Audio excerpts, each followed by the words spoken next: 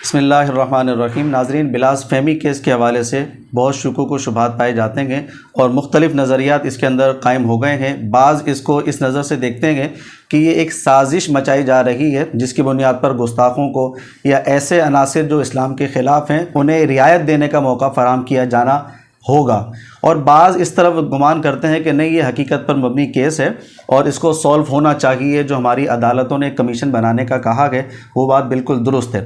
اب یہ مختلف رائے پائی جاتی ہیں، بہت سے ناظرین نے، سامعین نے ہمیں سوالات بھی بھیجے ہیں، تو ہم نے چاہا کہ اس پر بھی مفتی صاحب کی ایک معتدل رائے لے لیتے ہیں کہ مفتی صاحب اس کیس کو کس حوالے سے دیکھتے ہیں۔ لیکن اس سے پہلے میں آپ سے ایک بات ذکر کر دوں، انشاءاللہ آن لائن کورس ایک اور ہمارا شروع ہونے جا رہا ہے جو اگست سے اسٹارٹ ہوگا۔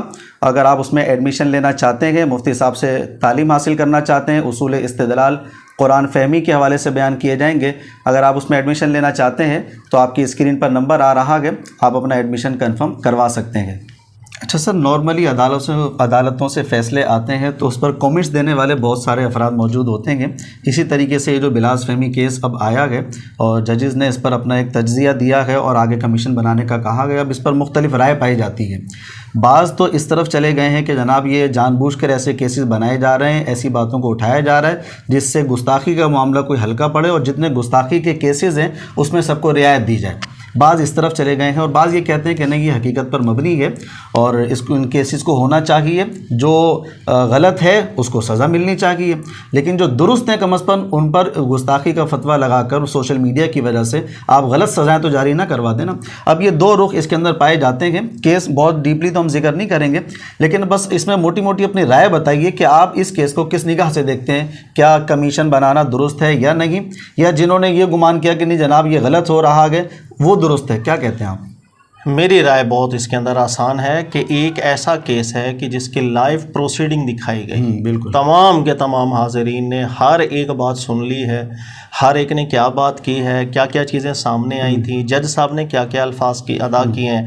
اس کے بعد اگر میں کوئی بھی ایسی بات کروں جو انصاف کے تقاضوں کو پوری نہ کرے تو عوام کے سامنے ہی اپنا معیار گرانے والی بات ہوئی۔ ٹھیک ہے، دیکھیے گا اس کیس کے اندر دو پہلو سامنے آئے ہیں، دونوں کے اندر ایک گینگ نظر آتا ہے۔ ایک یہ کہ بہت سے شواہدات ایسے ملتے ہیں کہ جہاں کہیں کوئی ایک جو گستاخیاں ہو رہی ہیں سوشل میڈیا کے اندر وہ بھی بڑے منظم انداز کے اندر ہو رہی ہیں، یہ رخ بھی نظر آتا ہے۔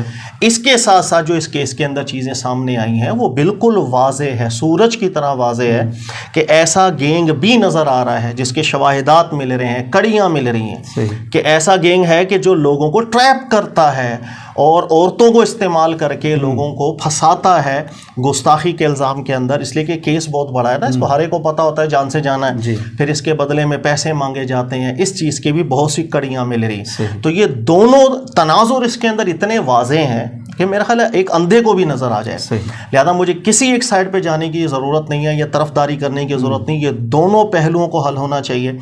بالکل اس بات کی تحقیق ہونی چاہیے کہ دیکھا جائے کوئی ایسا گینگ ملوث ہے جو لوگوں کو پھنسا رہا ہے، اس لیے کہ ایک شخص جس نے گستاخی کی یہ اس سے بڑا مجرم ہے کہ اگر یہ گستاخیاں کروا رہا ہے، ٹریپ کر رہا ہے، کل کو آپ کا، ہماری فیملی کا کوئی ممبر ہو، کسی دوست کی فیملی کا ممبر ہو، وہ بھی ملوث ہو سکتا ہے۔ لہٰذا یہ پہلو بھی بڑا خطرناک ہے، یہ پہلو بھی بڑا خطرناک ہے کہ جو لوگ گستاخیاں اگر منظم طریقے سے کر رہے ہیں یا ایسے شواہدات مل، دونوں چیزوں کو حل ہونا چاہیے، اس کے اندر کوئی ایک طرفداری لینے والی بات ہی نہیں ہے۔ ٹھیک ہے سر۔ اچھا، اس کیس کے اندر ججز صاحب یہ کہتے ہیں کہ جناب باقاعدہ ایک ہی نمبر ٹریپ ہو رہا ہے، ایک ہی نمبر یوز ہو رہا ہے، بندہ بھی ایک ہی سامنے آ رہا ہے، بار بار ایک ہی کیس میں یہ سب چیزیں جو ہے نا نارمل چل رہی ہیں۔ اس کے باوجود بعض افراد کا یہ گمان کر لینا نہیں کہ جناب یہ کیسز جان بوجھ کے چلائے جا رہے ہیں، گستاخوں کو رعایت دینے کے لیے چلائے جا رہے ہیں، تو پھر یہ بدگمانی درست لگتی ہے؟ کون سا کام کس نیت سے کر رہا ہے وہ اللہ جانے، دلوں کے اندر گھس کے دیکھنے کی ہمیں حکم نہیں۔ جو چیزیں سامنے آئی ہیں وہ چیزیں ہم نے اس کو کنسیڈر کرنا ہے۔ ایک نمبر استعمال ہو رہا ہے، ہر کیس میں تو نہیں ہوا، یہ تو جج صاحب نے بھی کہا تھا کہ بہت سے کیسز آتے ہیں جس میں کڑی نظر آ رہی ہے، تو ہمیں اس کی تحقیق کرنی چاہیے کہ ایک نمبر استعمال ہو رہا ہے، ایک عورت آ رہی ہے، ایمان نام استعمال ہو رہا ہے، اور نمبر بھی اس انداز کے اندر استعمال ہو رہا ہے کہ وہ نام تو کسی وکیل کے ہے لیکن وکیل صاحب کے کہنے کے مطابق وہ ایف آئی اے کو دیا ہوا ہے، تو کوئی نہ کوئی تو اندر کا بندہ ہی ملوث ہے نا، نشانی تو یہ مل رہی ہے۔ اسی چیز کی تحقیق ہونی چاہیے، حقیقت سامنے آنی چاہیے، کوئی بھی شخص بے گناہ ہوگا، اعتماد رکھے، عدالتوں پر اعتماد رکھیں. میرا خیال ہے ہر وکیل ہمیں یہی کہہ رہا ہوگا عدالتوں پر اعتماد رکھو. جی ہم ہیں تو سر بالکل آپ بھی اعتماد رکھیں. کیوں آپ کسی کے دل کے اندر گھس کے ایسا دیکھتے ہیں کہ اس کی نیت خراب ہے, اس کی نیت خراب ہے؟ اللہ پر بھروسہ رکھیں. پاکستان کوئی اندھا نہیں ہے ایسا کہ ہر بندہ اندھا لولا لنگڑا ہے کہ اس کے سامنے بے انصافیاں ہوں گی تو سب بندے چپ ہوں گے. جو کڑی نظر آ رہی ہے اس کی تحقیق ہونی چاہیے. ہاں ایسا اگر نظر آیا کہ اس کا سہارا لے کر کے ان افراد کے اوپر جو واقعی زمین میں فساد کے مرتکب ہو رہے ہیں یا منظم طریقے سے ہوتے ہیں ان کو کوئی رعایت دی جا رہی ہوگی تو وہ بات کا پہلو. ابھی میں ایک اپنی تصورات بنا کر کے یہ الزام تراشیاں کروں گا, میں مزید ماحول خراب کروں گا.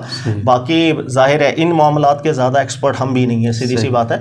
لیکن میں سمپل دوبارہ رپیٹ کرتا ہوں کہ لائیو سیشنز لوگوں نے دیکھے ہیں, مجھ سے زیادہ آپ ان سے پوچھ لیں وہ آپ کو رائے دے دیں.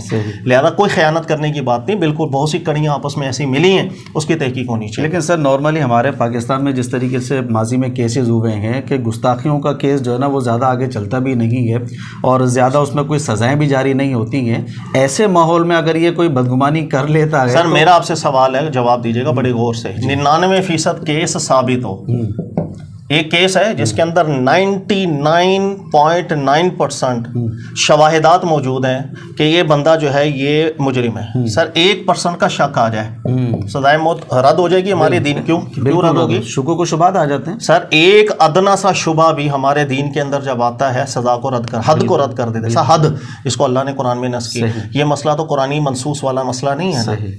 حد جو اللہ نے قرآن میں بیان کی ہے وہ بھی ایک ادنے سے شبہ سے دور ہو جاتی ہے. اس لیے صحابہ کرام لوگوں کی تربیت کیا کرتے تھے کہ شبہات کی وجہ سے آپ سزاؤں کو چھوڑ دو, اس میں عافیت ہے. شبہ 1% بھی رہ گیا اور سزا جاری کر دی, بروز قیامت یہاں پر گریبان ہوگا کہ آپ نے بلا وجہ قتل کیا کسی کا. پرابلم یہ ہوتی ہے کہ جس کا قبر کا حال مردہ جانے, میں جج نہیں, میرے سامنے سارے ہم لوگ بند کمرے میں اصل میں بیٹھ کر کے رائے دینا شروع کر دیتے ہیں. ایک کیس ہے میرے سامنے آ رہا ہے, اس کے اندر ایک گواہ, دوسری گواہی, تیسری گواہی, 10%, 50%, 90%, 95% شواہدات ہی شواہدات ہیں کہ مجرم ہے. سر صرف 1% ڈاؤٹ آ رہا ہے, میں کیا کروں گا؟ اگر میں وہاں پر رعایت دے دوں تو سر لوگ بدگمان ہوتے ہیں. یا 99% کیس ثابت ہے, آپ نے کیسے چھوڑ دیا؟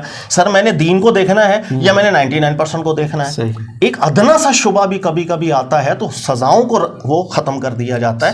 آپ کسی کی جان نہیں لے سکتے, آپ کسی کی جان لے رہے ہیں. پرابلم یہ ہمیں لوگوں کو یہ بھی تربیت دینی چاہیے کہ 100% جب تک سورج جس طریقے سے چمک رہا ہے اس طریقے کار سے جب تک کیس ثابت نہیں ہوتا اس وقت تک سزا جاری نہیں کر سکتے. ہمارے دین نے تو اتنی پابندیاں لگائی ہیں.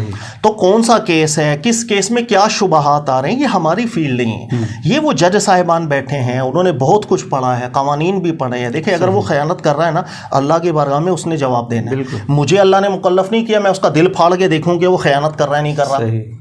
رسول اللہ صلی اللہ علیہ وسلم خود غور کیجئے کہ ایک حدیث ہے, ویسے اس کے متن میں بڑے اختلاف رہے ہیں, کئی علماء قبول کرتے ہیں, کئی علماء کچھ آبجیکشن کرتے ہیں, لیکن میں تائید کے طور پر سنا دیتا ہوں کہ ایک دفعہ اللہ کے نبی علیہ السلام کی بارگاہ میں بھی کچھ لوگ آئے کیس لڑنے. ایک کی بڑی تیز زبان تھی, فیصلہ ہو گیا اس کے حق میں, لیکن نبی علیہ السلام نے ساتھ ہی ارشاد فرما دیا کہ ہم ایک انسان ہیں, کبھی کبھی تم ہمارے سامنے ایسا کیس لاتے ہو اپنی چرب زبانی سے فیصلہ اپنے حق میں کروا لیتے ہو. اللہ کے رسول صلی اللہ علیہ وسلم خود ارشاد فرما رہے ہیں, اندازہ کر رہے ہیں آپ.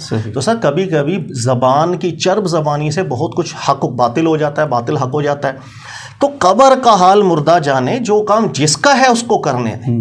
ہم ہر چیز کے اندر ایکسپرٹ بن کے جب بیٹھتے ہیں رائے دیتے ہیں, سر وہ دیکھو 10 کیس آئے ہیں ایک کو بھی سزا نہیں ہوئی. سر میں جج ہوں, میرے سامنے کیس آیا, اچھا میرے سامنے پروف آیا, وہ 100% بھی اس کے اندر ڈاؤٹ نہیں تھا.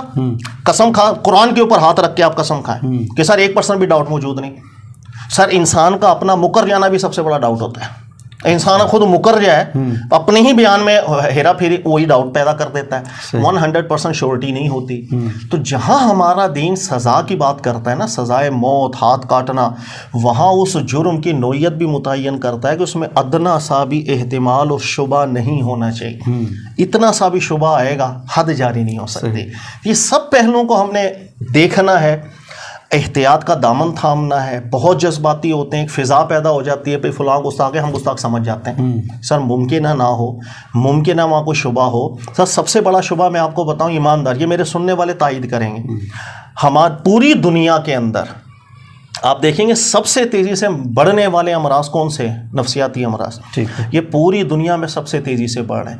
اور نفسیاتی امراض ایسی نوعیتوں کے ہوتے ہیں جس کو ایک عام انسان سمجھ بھی نہیں سکتا ہے. دیکھنے میں انسان تندرست رکھ رہا ہوتا ہے لیکن وہ اس دنیا کا مخلوق ہی نہیں ہوتا. اس کی وہ دماغ اس دنیا کا نہیں ہوتا. اس کو ڈاکٹرز یوں بھی سمجھاتے ہیں کہ جیسے یہ دنیا ہے تو اس کا دماغ یہاں کام کر رہا ہوتا ہے, یہاں کام ہی نہیں کر رہا ہوتا. اچھا. تو بہت سے نفسیاتی امراض ایسے ہوتے ہیں جس میں مذہبی لٹریچر سے نفرت ہونے لگ جاتی ہے.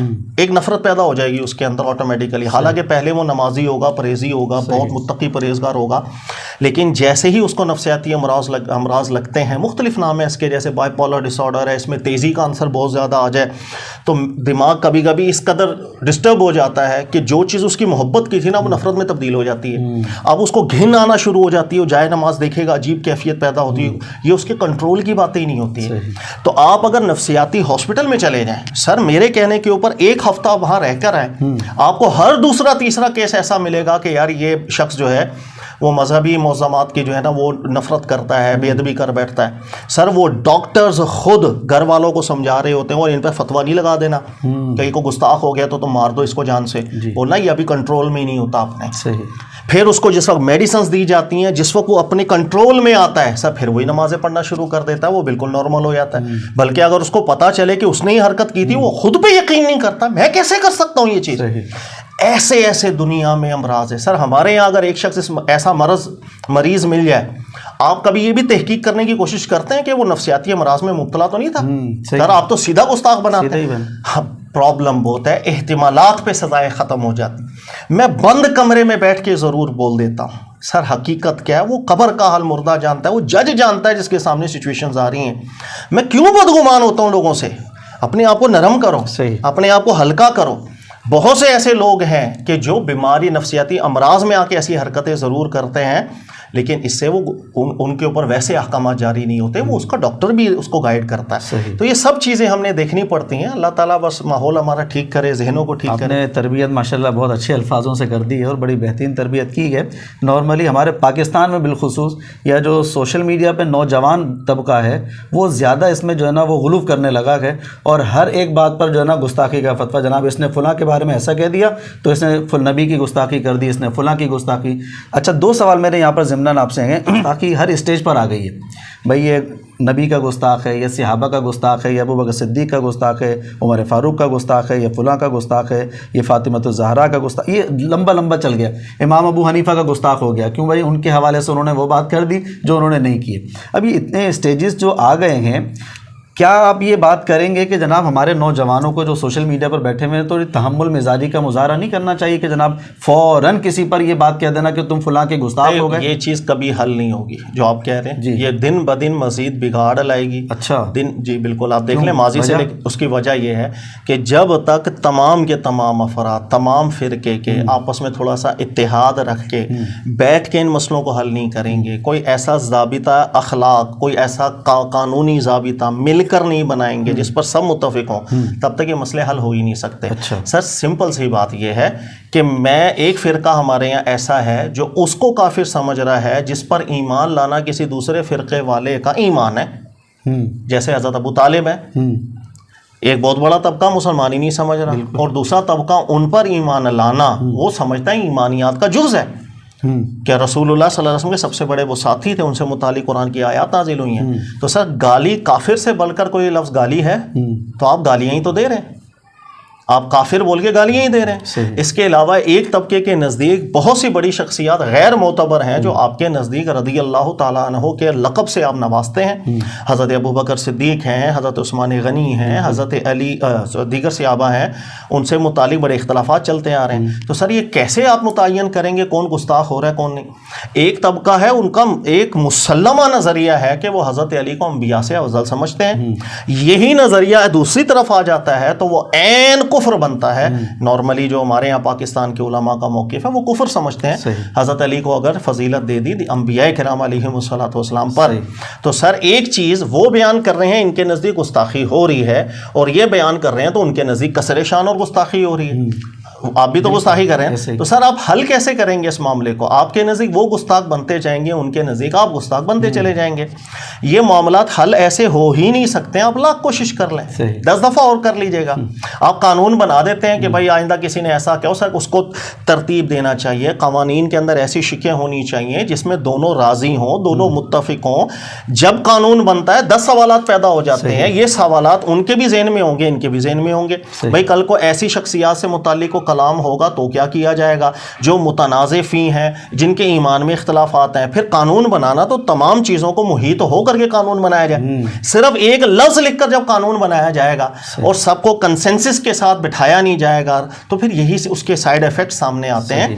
تو میں بہت چھوٹا ہوں، قانونی ماہر بھی نہیں ہے. میں صرف یہ کہہ سکتا ہوں کہ ایسے معاملات جب تک متفق ہو کر اتحاد کی فضا میں بیٹھ کر اچھے ماحول میں ان کو حل نہ کیا جائے تب تک یہ چیزیں حل نہیں ہوتی. صحیح. اچھا، گفتگو میں آپ الفاظ کہہ دیتے ہیں، اس کے اوپر ایسا لگتا ہے کہ کبھی پورا بیان ہونا چاہیے. ایک تو جیسے آپ نے کہا کہ گستاخ اگر کوئی ہے اس پر یہ حکم ہے کہ جناب اس کو قتل کر دیا جائے، تو اس پر بھی میں چاہ رہا ہوں کہ ایک پروگرام ہم مستقل کر لیں گے تاکہ ناظرین کے بھی ذہن میں کلیئر ہو جائے بات کہ یہ ساری سزائیں آئی کہاں سے گئیں. اچھا، اسی طریقے سے ضمناً ایک بات اور آپ سے ذکر کرتا ہوں کہ ابھی جیسے محرم چل رہا تھا تو یزید کے حوالے سے ڈاکٹر طاہر القادری صاحب، انجینئر صاحب اور دیگر جو ہمارے علماء ہیں یا اہل علم حضرات ہیں، انہوں نے اپنی رائے دی کہ ان پر لعنت کر سکتے ہیں یا نہیں کر سکتے ہیں. تو کئیوں نے کہا جناب شخصی لعنت نہیں ہو سکتی ہے، کئیوں نے کہا مجمل طریقے سے کر سکتے ہیں. آپ نے بھی اس پر اپنا بیان ریکارڈ کروایا تھا. اب ہوا یہ کہ ڈاکٹر طاہر القادری صاحب نے کفر کا حکم لگا دیا اور انہوں نے کہا کہ قرآن کی 4 آیات ہیں، میں آپ کو پڑھ کے سناتا ہوں. اس پر میں ابھی کلام نہیں کر رہا، لیکن میں صرف آپ سے اتنا کہہ رہا ہوں کہ اس کے لیے بھی آپ جو ہے نا ٹائم نکالیے گا تو اس پر بھی آیتوں کا ذرا ہم تجزیہ کر لیں گے کہ ان آیات سے کفر ثابت کر سکتے ہیں یا نہیں یزید کا. بالکل تاریخی بات ہے. وہ یاد رکھیے گا کہ ہر وہ ایک ضابطہ ذہن میں رکھ لیں، ہر وہ شخص جس کے بارے میں آپ ذکر کرنا جا رہے ہیں، سب سے پہلے غور کر لیں کہ اس وقت میں اللہ کے رسول تشریف فرما ہے یا نہیں. صحیح. اگر آپ کا سوال کا جواب ہو ہاں اللہ کے رسول تشریف فرما ہے، پھر اس کا ضابطہ الگ. اگر آپ کہیں نہیں اس زمانے میں اللہ کے رسول تو نہیں تھے. اب یزید کا معاملہ ہے، رب کے رسول پاک علیہ السلام اس وقت میں تشریف فرما نہیں تھے تو وہی تو نہیں آ رہی. لہٰذا کس کے بارے میں کیا حکم، کس پر کون سی شرائط پوری ہو گئی ہیں اتمام حجت کے، وہ رسول کی موجودگی میں اللہ نے اپنے ساتھ خاص رکھا ہوتا ہے. اپنے نبی اور اپنے رسول علیہ السلام ان کو اجازت نہیں ہوتی ان معاملات کے اندر کہ کس پر احکامات جاری ہوں گے تمام حجت کے، کس پر نہیں. حکم ہوتا ہے صبر رکھیے گا. تو سر جس دور میں اللہ کے رسول تشریف فرمانی ہے، آپ کا میرا یہ کہاں اختیارات ہے کہ ہم ثابت کرنا شروع کر رہے ہیں کہ بھئی یہ بندہ کافر ہو، مرا بھی کافر، اس لیے اس کو کافر سمجھ کے میں لعنتیں کرتا چلا جاؤں. آپ کو آسانی سے اس کا نتیجہ بھی نکل آتا ہے کہ کوئی بھی شخص ہے جو یہ بولے کہ یار اس شخص نے اتنا ظلم کیا، دیکھو زندگی میں کفر کیا. آپ ایک سوال کر دیں، آپ مجھے قطعی دلیل دے دیں کہ جب وہ مرنے سے پہلے تک توبہ نہیں کر کے گیا. کیونکہ مرنے سے پہلے توبہ قبول ہوتی ہے یا نہیں ہوتی؟ سمپل سا سوال ہے. اگر ایک بندہ سچے دل سے رجوع کر بیٹھا اللہ کی بارگاہ میں، جو بھی اس نے کفر کی ہے، اچھا جیسے ہی اگر وہ کافر تھا اور توبہ کر لے، آپ کو پتا ہے کہ جب اسلام لاتا ہے انسان پچھلے سارے گناہ بھی معاف کرا بیٹھتا ہے. اس بات پر قطعی نص دے دیجیے گا کہ مرنے سے پہلے توبہ نصیب نہیں ہوئی تھی، وہ قطعی نص مل جائے گی، وہی موقف میں رکھ لوں گا. سر ہم عمومی آیات کو لے کر کے ایسے چسپاں کر رہے ہوتے ہیں، ہمارے سارے استدلالات بوگس ہیں. ایک مکڑی کے جالے کے استدلالات ہوتے ہیں. مکڑی کے جالے والے کام ہی کیا ہے، ورنہ بڑے زور و شور کے ساتھ وہ حضرت ڈاکٹر طاہر القادری صاحب ایک اہل بڑے ہیں، وہ ایک عمومی ہے. ماضی میں اختلافات رہے ہیں، جو قصے کہانیاں سامنے آئی تھیں یزید کے حوالے سے تاریخی کہ بھائی مدینہ منورہ میں بہت سے ظلم کیے، عورتیں حلال کر دی، ایسا حلال کر دیے. یہ تاریخ کی کتابوں میں آئی ہیں. پھر سوالات پیدا ہوتا ہے کہ بھائی تاریخ کی کتابوں میں جو آیا ہے وہ اللہ کی کتابوں میں آیا، انسانوں نے لکھی تھی. انسانوں نے لکھی تھی. اچھا انسان 100 کتابیں بھی لکھ دے، اس بات کی کیا گارنٹی ہے غلطیاں نہیں ہو رہی اس کے اندر؟ نہیں، غلطی تو ہو سکتی ہے. تو سر جہاں احتمالات ہیں وہاں پر اتنے بڑے حکم آپ دے کیسے سکتے ہیں؟ سوال پیدا ہو گیا. پھر تو تاریخ تو پوری متواتراً چلتی ہے، کوئی معنی نہیں رکھتی ہے. قرآن کے مقابلے میں، نصوصات کے مقابلے میں، علوم غیبیہ کے مقابلے میں کوئی حیثیت اس کی نہیں ہوتی ہے. تاریخ میں جو مرضی آیا ہو، انسان کی لکھی بات ہے. سمپل سی بات ہے. 70 سال سے آپ تاریخ پڑھ رہے ہیں، پاکستان بننے کی تاریخ پڑھ رہے ہیں. سر انڈیا کی جا کے تاریخ پڑھ لینا، ٹوٹل دوسری ہوگی. پاکستان کی پڑھیں گے ٹوٹل بالکل ڈفرنٹ ہوگی. 1971 میں کیا ہوا، پاکستانی ورژن پڑھیں گے ٹوٹل دوسرا ہوگا، انڈین پڑھیں گے ٹوٹل الگ ہو جائے گا. اچھا ابھی جو جنگ ہوئی ہے 2 مہینے پہلے، پاکستان انڈیا کا کلیش ہوا، پاکستانی ورژن دیکھ لیں ٹوٹل الگ ہے، انڈین ورژن دیکھ لیں ٹوٹل الگ ہے. کارگل میں کیا ہوا ٹوٹل. تو تاریخ میں ایسا ہی ہے، انسانوں کی لکھی ہے، جو مرضی لکھ دیں. تو یہ چیزیں ہم کہاں سے اصل لے رہے ہیں وہ چیز اہم ہوتی ہے. یہ نہیں دیکھنا بھائی متواتراً ہر کتاب میں لکھا ہو. سر اصل کیا ہے پیچھے وہ دیکھیں. اصل یہ ہے کہ زن جس پر قرآن کی نص موجود نہیں، جو مرضی جتنا مرضی رو لیں، مسئلہ قیامت کے روز حل ہوگا جب اللہ کی بارگاہ میں ہوگا، اس سے پہلے حل ہی نہیں ہو سکتا۔ صحیح ٹھیک ہے سر، اچھے طریقے سے آپ نے سمجھا دیا۔